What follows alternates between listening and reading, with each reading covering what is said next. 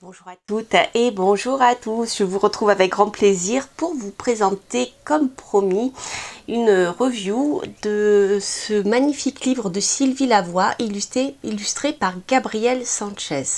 Alors Sylvie Lavoie est phytothérapeute et éducatrice pour la petite enfance.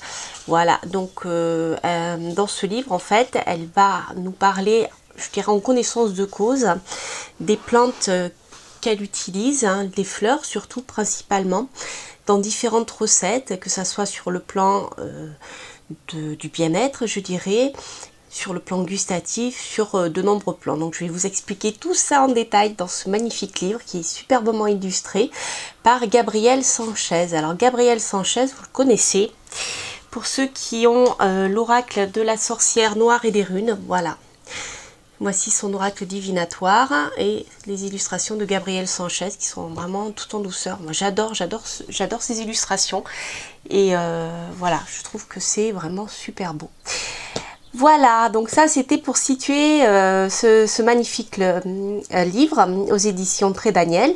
Alors sachez que c'est toujours donc la même illustratrice, la même auteure et le même illustrateur qui ont créé l'oracle de phytothérapie qui sera bientôt disponible aux éditions Pré Daniel également. Voilà, je ne sais pas si vous voyez bien sur la petite carte. Ici, je crois qu'il n'est pas encore disponible ou il va bientôt sortir et vous pouvez le précommander, il me semble, à vérifier. Voilà, donc ce super livre, j'ai adoré, donc il fait partie de la rubrique j'ai lu pour vous. J'ai pris le temps de le regarder tranquillement, de voir ce qu'on pouvait faire avec, de manière à vous le présenter au mieux. Alors, pour ce grimoire, donc comme je vous le disais, Sylvie Lavoie est phytothérapeute, donc c'est-à-dire qu'elle connaît très bien les plantes et leurs effets. Alors justement, j'insiste là-dessus parce que souvent on dit voilà, on va prendre une tisane, etc. Bon, c'est des plantes, c'est des plantes.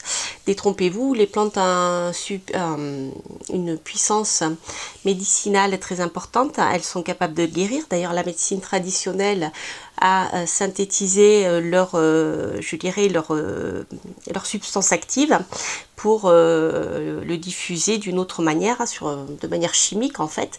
Mais les plantes ont une vertu curative extrêmement puissante. Donc il faut savoir de quoi on parle en effet quand on présente des plantes et on les utilise. Donc toujours se rapprocher soit d'une phytothérapeute, soit d'un herboriste, bien que le nom maintenant on puisse plus trop le dire, mais voilà, ou de votre pharmacien s'il est ouvert aux médecines douces, aux médecines naturelles. Voilà, donc ça c'est vraiment super, c'est un livre je dirais que vous pouvez consulter sans crainte, voilà, parce qu'elle met en garde en fait chaque fois qu'elle utilise une plante, même si c'est une plante qui est bien sûr comestible, Sylvie Lavoie met en garde, eh bien, par exemple telle plante on ne peut pas l'utiliser lorsqu'on est enceinte par exemple, telle plante on ne peut pas l'utiliser même sous forme de tisane hein, lorsque on fait de l'hypertension. Ou par exemple, je vous en ai parlé récemment lorsque je vous ai parlé du millepertuis. Le millepertuis est une plante qui est très efficace contre les troubles liés lorsque on est un peu déprimé, etc. Mais si vous en prenez des antidépresseurs, il ne faut surtout pas prendre des tisanes de millepertuis avec. Voilà, puis après il y a plusieurs choses. Donc tout ceci, elle vous les explique. Mais elle le fait de manière légère. Et le livre, c'est vrai que lorsque vous le voyez, il est très agréable à lire. Il est bien illustré. L'esthétique, je dirais, donne envie de le lire. Voilà, il ne fait pas rébarbatif. Pourtant, c'est vraiment, je dirais, un outil pour apprendre les plantes et apprendre à les utiliser. Mais surtout les fleurs ici, dans ce cas-là. Voilà. Alors, en introduction, bien sûr, elle vous parle de l'oracle de Mademoiselle Mille Pétales. La première partie de ce livre est constituée par le grimoire de Mademoiselle Mille Pétales. Et donc, dans cette première partie, vous voyez, vous allez trouver les fleurs, donc ici la grande marguerite, vous avez à chaque fois le nom latin. Alors ça, le nom latin, c'est très important, ça vous permet de ne pas vous tromper. Parce que parfois, eh bien, on a attribué un nom à une plante, mais on peut se tromper. Par exemple, je pense aussi, si vous parlez du laurier, eh bien, si vous dites, bah, prenez une tisane de laurier pour telle ou telle vertu, il faut faire attention parce que laurier, on l'utilise pour deux plantes qui sont une plante qui va vous soigner, l'autre c'est une plante qui va vous tuer. Voilà, donc je pense par exemple au Laurus nobilis qui a le laurier noble, on l'appelle aussi le laurier sauce, c'est une plante qu'on utilise dans la cuisine notamment, et qui a des grandes propriétés au niveau de la santé, hein, très bénéfique. Par contre, ce qu'on appelle le laurier rose, qui n'est pas un laurier, mais on l'appelle, voilà, je ne sais pas pour quelle raison, on l'appelle le laurier rose. Et bien par contre, c'est une plante qui est toxique, hein. Si vous la consommez, vous êtes empoisonné, hein. Je crois que même vous pouvez mourir d'un arrêt cardiaque, quelque chose comme ça. Voilà. D'où l'intérêt d'avoir les noms latins. Et donc dans ce livre, vous allez trouver bien sûr les noms latins, ce qui est très très important pour ne pas confondre. Donc elle va décrire chaque fois la plante, où on peut la trouver, etc. À quelle saison, ça aussi c'est important, ça vous permet d'éviter de vous tromper parfois entre certaines plantes. Hein. Certaines plantes qui poussent en juillet, ce ne sont pas celles qui vont commencer à fleurir au mois de mai par exemple, donc faites attention à ça, ça peut vous donner des pistes. Hein. Au niveau de la culture aussi, si vous pouvez la cultiver chez vous. Alors, ce qui est intéressant, elle nous explique aussi comment les récolter et les conserver. À savoir que les plantes, on a tendance à les faire sécher au soleil pour qu'elles sèchent plus vite. Il ne faut pas. Il ne faut jamais les laisser sécher en plein soleil parce qu'elles vont être carbonisées. Et il faut, voilà. Donc tout ceci, elle vous l'explique. C'est vraiment super bien fait. Ensuite, donc elle explique comment utiliser les fleurs. Là, par exemple, elle vous dit les fleurs de grande marguerite, vous pouvez les utiliser en tisane ou en cuisine. Et ensuite, vous avez également des recettes qui sont proposées dans la seconde partie. Et donc déjà dans la première partie, vous voyez avec le petit doigt, là, elle vous met le nom et la page de là où vous pouvez trouver les recettes avec cette plante. Vous avez ici les propriétés médicinales, antispasmodiques, digestives, diurétiques et laxatives. Donc ça, c'est pour la grande marguerite, le chrysanthemum, le canthemum. Ensuite, vous avez des exemples pour pouvoir l'utiliser, donc les tisanes. Pour la lavande, de la même chose, hein, vous avez les explications, où elle pousse, etc. Un petit peu d'histoire aussi parfois. Voilà, comment on la cultive, la récolte, la conservation et ainsi de suite pour chaque plante avec les propriétés. Donc la lavande, antiseptique, anti-inflammatoire, antispasmodique, cicatrisante, désinfectante, diurétique, léger pouvoir hypnotique. Voilà. Donc là, elle vous dit, voilà, en tisane, vous pouvez l'utiliser contre les vertiges, les palpitations, etc. Insomnie, angoisse, dépression, sachet pour le bain, en huile de bain ou en huile de massage, en oreiller et en huile essentielle. Voilà. Alors dans l'oreiller, en fait, ce sont des petits oreillers que nos grands-parents utilisaient, dans lequel ils mettaient de la lavande séchée et on le mettait soit à côté du lit pour ses vertus apaisantes, pour nous aider à dormir. En cosmétique aussi et en cuisine. Donc vous voyez, les fleurs sont très intéressantes parce qu'on peut les utiliser aussi pour fabriquer des baumes. Il y a plein de recettes pour des recettes beauté, etc. Ce ne sont pas que des tisanes. C'est vraiment très très intéressant. Vous voyez ici, vous avez la tisane à la lavande avec, en cas d'insomnie ou de nervosité, boire une tasse avant le coucher, etc. C'est très très bien expliqué. L'huile à la lavande, l'oreiller magique dont je vous parlais, ça toutes les grand-mères le connaissent. Les lotions antiseptiques anti-poils à la lavande, ça c'est très très bien aussi pour les enfants. Ma fille, quand elle était petite, elle attrapait à chaque fois qu'il y avait des poux, elle me les donnait, donc c'était pas cool. Donc c'est vrai que l'anti-poux, si vous mettez des gouttes d'huile essentielle aussi ou de la lavande derrière les oreilles, ça fonctionne très bien, ça éloigne ces petites bêtes désagréables. Voilà, donc pommade à la lavande, elle vous explique aussi comment fabriquer des pommades à la lavande. des baumes détente et brûle parfum, voilà, masque beauté, masque exfoliant. Voilà, donc vous voyez déjà, rien qu'avec les deux premières pages, les deux premières plantes, vous avez déjà de nombreuses recettes qui sont très intéressantes. Voilà, moi j'aime beaucoup ce livre parce qu'en plus il est beau. Il est beau, mais voilà, vous avez du contenu et c'est vraiment une phytothérapeute qui vous parle. Hein. Voilà, ça c'est vraiment intéressant.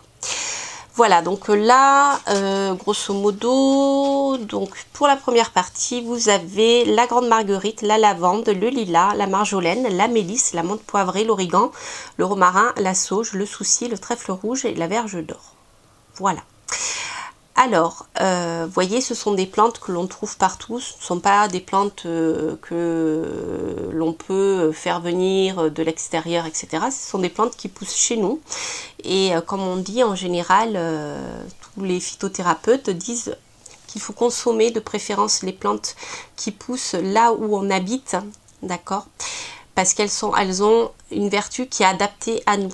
Par exemple, je ne pourrais pas vous prendre des exemples de précis parce que je ne suis pas phytothérapeute, mais si vous voulez faire venir une plante qui vient de Taïwan, par exemple, ou je ne sais pas, ou de Madagascar, etc., parce qu'elle a des vertus curatives, c'est bien, mais c'est mieux d'utiliser des plantes qui poussent chez nous et qui ont les mêmes vertus curatives. Voilà, parce que c'est plus efficace. Ça, c'est quelqu'un qui m'en avait parlé, justement, un personnage qui connaissait très bien les plantes et qui organisait comme ça des visites dans la nature pour apprendre à reconnaître les plantes et les cultiver. Et il avait expliqué ça, je trouve, avec beaucoup d'intelligence, parce que si les plantes poussent là, dans un endroit donné, ce n'est pas par hasard. Voilà. Donc ça, c'était un petit aparté, c'est parce que dit Sylvie Lavoie, c'est moi qui vous en parle parce que j'avais appris ça et finalement ça me semble un peu logique. Sauf si vous apportez des plantes et que vous essayez de les acclimater là où vous vous trouvez aussi. Ça peut être une solution. Voilà, donc elle vous donne des conseils aussi pour les cultiver, ces plantes, hein, en pot, si vous n'avez pas de jardin, sur un balcon, vous voyez, c'est vraiment très simple.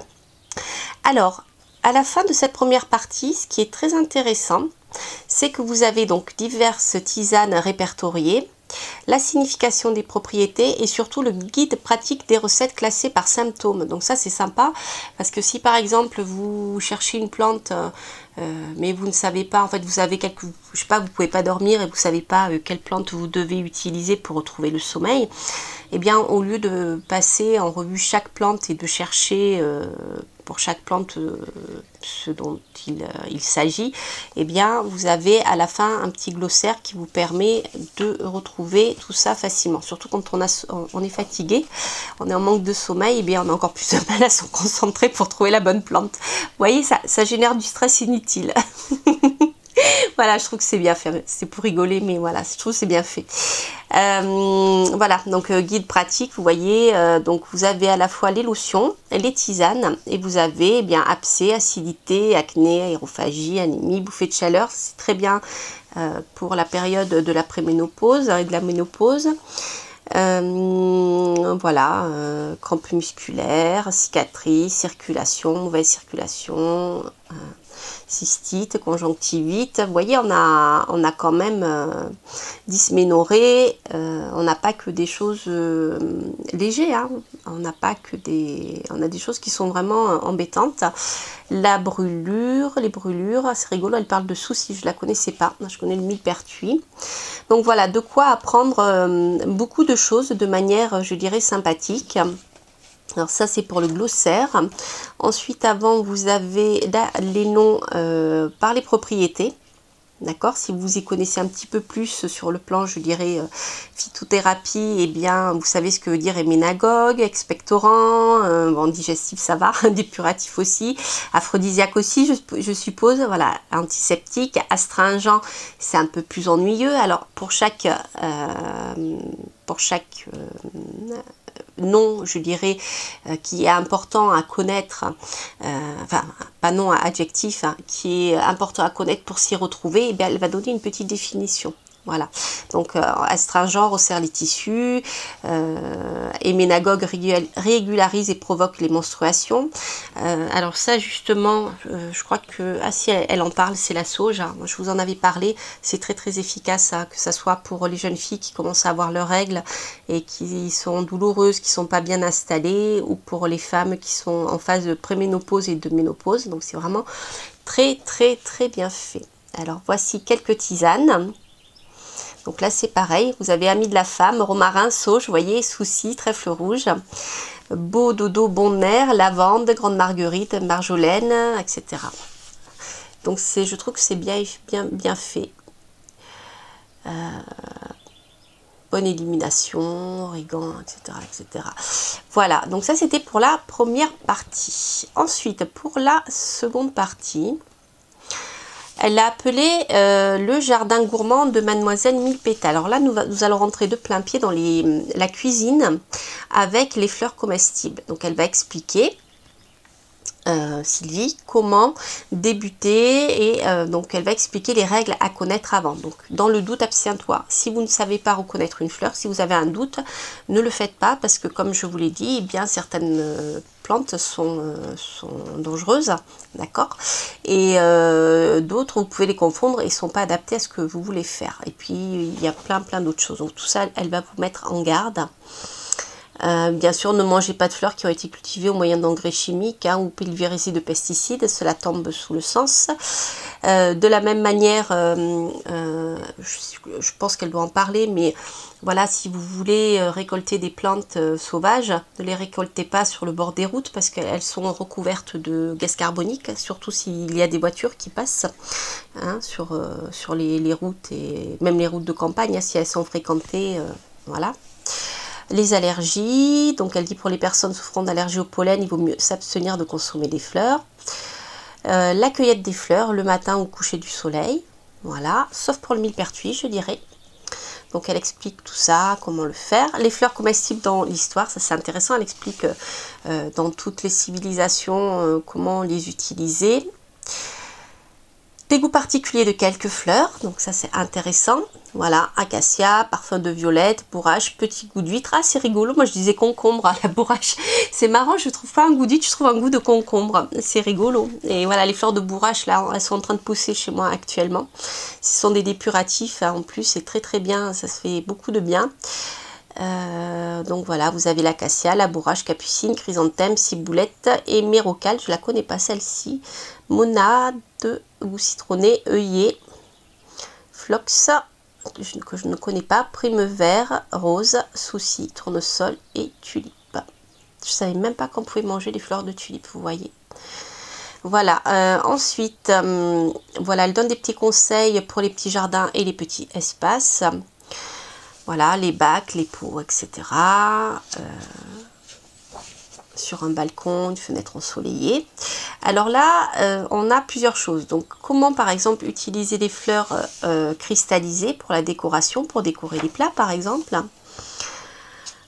Donc avec plusieurs méthodes, au sucre, au blanc d'œuf, etc. Des glaçons aux fleurs. Ça me fait rigoler parce que mon mari qui fait de la photo aussi, justement, avait pris des fleurs en glaçons il n'y a pas longtemps. C'est marrant. Des fleurs réceptacles. Des miels et sucre aux fleurs. Des gelées. Des beurres. Des beurres à la rose, au géranium, etc. Sympa pour le petit-déj le matin. Après, fromage et trempette. Donc ça, c'est surtout pour les filles. Je rigole. Les vinaigres aux fleurs. Les salades, voilà. Donc je vous parlais de la bourrache. Hein. Vous avez aussi l'ail des ours qui a un goût d'ail. Là même maintenant, enfin en tout cas chez moi c'est fini. Hein. L'ail des ours et les fleurs sont finies. Là maintenant nous avons les fruits. Voilà, des canapés au brocoli, aux fleurs ciboulettes, des desserts. Donc vous avez aussi des courgettes, vous voyez, vous avez pas que du sucré, hein, vous avez du salé en forme de salade. Je crois qu'il y a des soupes aussi. Voilà, on a des légumes, des salades, les desserts. Ça c'est sympa. Voilà, des biscuits.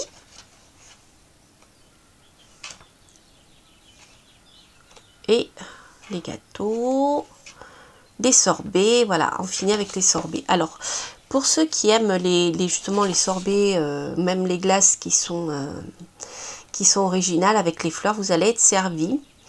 Donc, elle donne des bases pour réussir un sorbet.